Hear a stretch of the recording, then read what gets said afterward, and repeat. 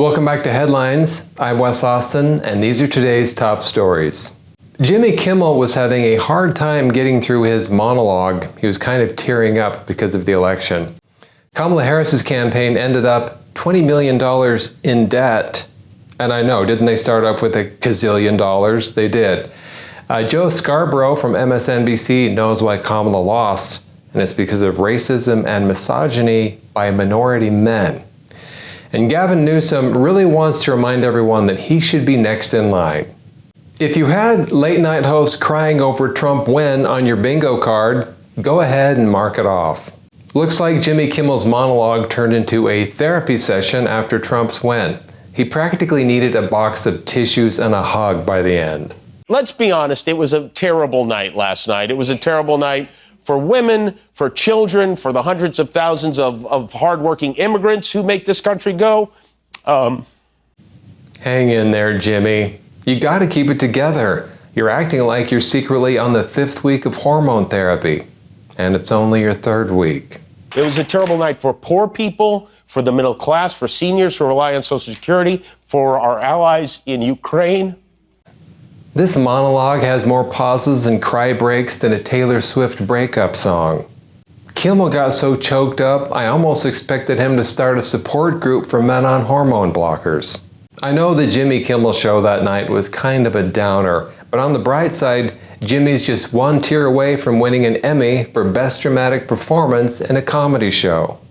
Several sources are reporting that Kamala Harris's campaign fell $20 million in debt the last week before the election.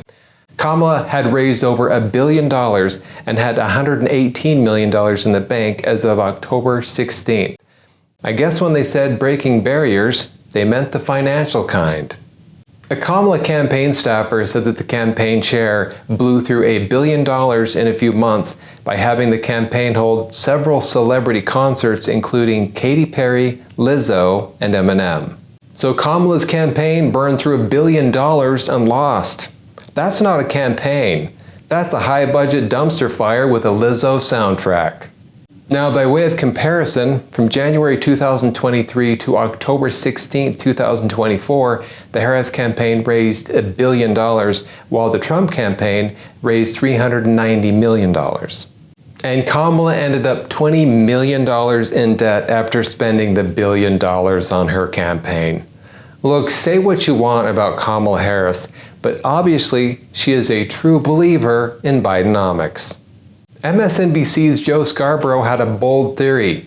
The real culprits behind Kamala's loss: racism and misogyny by Hispanic and black men.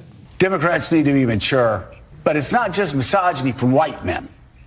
It's misogyny from Hispanic men. Right. It's misogyny from black men. Or let me just suggest something. Maybe it was because they didn't think she'd be a good president? Who do not want a woman leading them. Might be race issues with Hispanics.